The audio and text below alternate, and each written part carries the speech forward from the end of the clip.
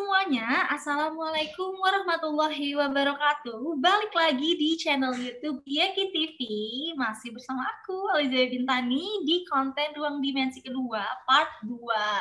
Nah, buat kalian yang belum nonton part satunya, kalian harus nonton dulu part satunya, karena di sana benar-benar banyak banget ilmu-ilmu yang dapat kita serap.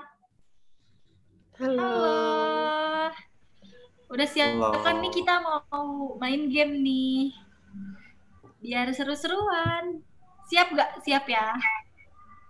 Siap. Nah, sekarang kita mau main game ABC 5 dasar. Pasti tahu kan ABC 5 dasar itu waktu SD tuh booming banget tuh. Tahu gak? Tahu kan ya? ABC 5 dasar. Mana nih Kang Yusuf tangannya? Oke, aku hitung ya. A, B, C, D, E, F, G, H. Huruf H. Nama-nama binatang deh dari huruf H, coba. Harimau. Yes, oke, mantap. Kang Yusuf kalah cepat nih. Kurang gercep. Nah, karena Kang Yusuf yang kalah, berarti pertanyaan yang selanjutnya akan dibacakan oleh aku harus dijawab duluan oleh Kang Yusuf. Oke, Kang Yusuf? Gimana sih cara kalian untuk membuat konten yang menarik perhatian orang gitu? Dan ada nggak sih tantangan terberat menjadi content creator itu gitu? Nah, karena tadi yang kalah Kang Yusuf, jadi yang jawab duluan adalah Kang Yusuf. Mangga. Karena saya kalah, izinkan saya menjawab terlebih dahulu. Mangga, Kak. Bagaimana tadi pertanyaannya, bagaimana sebagai konten kreator itu kita membuat konten yang menarik. Dan sehingga dapat dilihat oleh orang banyak gitu. Kalau dari saya sendiri, saya itu menggunakan analogi pertumbuhan pohon, di mana pada awalnya berawal dari sebuah biji, atau ya katakanlah biji gitu, kemudian ditanam di sebuah tanah, dan supaya pohon ini bisa tumbuh dengan tinggi, kemudian kokoh dan bisa rindang atau rindang, maka ada baiknya untuk ditanam agak dalam di tanah itu dan diberikan batu di atasnya gitu. Kalau untuk tantangannya sendiri, Kang, selama mengerjakan konten-konten Akang tuh ada nggak sih tantangannya gitu? Adalah bagaimana kita mengatur waktu untuk membuat konten-konten kita supaya ada dan tetap berlangsung gitu. Selain waktu juga yang sulit untuk yaitu bagaimana cara mengemas konten kita itu. Mungkin bisa belajar dari orang-orang yang sudah berpengalaman. Bagaimana agar konten kita tuh bisa menarik perhatian orang gitu?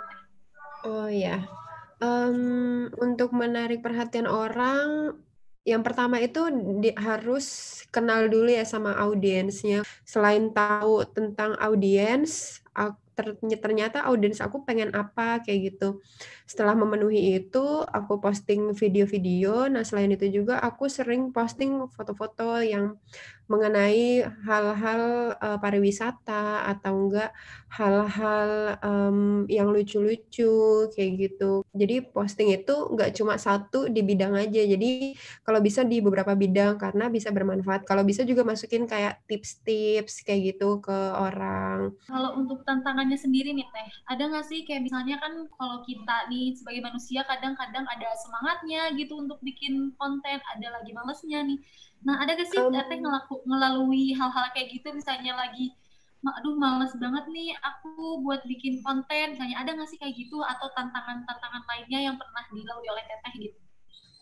Tantangan terbesar aku adalah konsisten. Jadi emang sebenarnya sebagai orang yang mau berkembang itu harus selalu konsisten untuk upload konten ke Instagram minimal itu seminggu ada 2 lah sampai 3 untuk diposting. Nggak apa-apa postingannya jadi banyak, tapi engagement pasti bakal tinggi kayak gitu.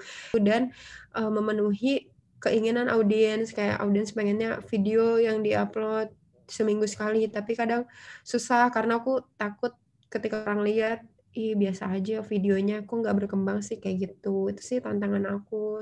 Oke, mungkin kita langsung next ke pertanyaan selanjutnya ya. Pernah nggak sih Teteh dan Akang tuh dapat komen negatif gitu dengan karya yang udah di-share gitu? Atau ada nggak sih respon-respon negatif dari netizen-netizen gitu? Dan gimana cara Akang dan Teteh untuk menghadapi komentar-komentar negatif itu gitu? Pernah dapat gitu dari netizen. Tapi kalau dari saya sendiri, saya anggapnya komentar itu semuanya sama aja, mau positif mau negatif itu. Pada intinya komentar itu memberikan saya peluang untuk memperbaiki konten-konten saya gitu. Nah, kalau Akang nih pas baca komentar negatifnya tuh gimana Kang? Marah kah atau gimana gitu kan? Menanggapi komentar negatif itu tuh kayak gimana gitu Kang? Kalau mendapat komentar negatif itu saya dapatnya waktu itu di Instastory sih, bukan di feed, jadi di chat pribadi gitu. Mantap Kang Yusuf, terima kasih. Kita beralih ke TMH. Untuk komentar negatif, jujur aku belum pernah nerima, apalagi karena kebetulan followers atau following aku tuh orang-orang yang aku kenal kayak gitu. Jadi ada sih yang aku nggak kenal tapi mereka follow karena tertarik sama karya aku. Sisi positifnya aku untuk evaluasi diri tapi jangan terlalu dimasukin ke hati kayak gitu. Jadi sampai saat ini aku alhamdulillah belum pernah sih nerima komentar negatif kayak gitu. Nah, teman-teman, pertanyaan yang tadi itu menutup sesi kita di Ruang Dimensi part 2. Gimana nih teman-teman? Seru kan kita bincang-bincang kali ini tentang media sosial, tentang content creator, dan masih ada nih nanti part 3. Kalian pokoknya stay tune terus ya di YouTube channel Yaki TV. Dan mungkin cukup sekian ya Ruang Dimensi part 2 kita kali ini. Jangan lupa di like ya teman-teman. Di like, di komen, di subscribe, di share pokoknya ke semua teman-teman kalian. Dan see you di part 3. Bye-bye teman-teman. Wassalamualaikum warahmatullahi wabarakatuh. Dadah. Yang pertama itu harus berani untuk memulai. Karena dari situ, jadi nggak usah takut orang bakal ngelihatnya seperti apa. Karena kita mulai aja belum, kayak gitu. Jadi harus berani untuk memulai, kalau ada orang yang mengkritik, terima aja. Kayak. Akhirnya saya cuma mau buat postingan yang bisa ngingetin kita semua bahwa kita itu nantinya bakal pulang lagi. Jujur, cita-cita aku tuh pengen jadi videografer wanita yang bisa keliling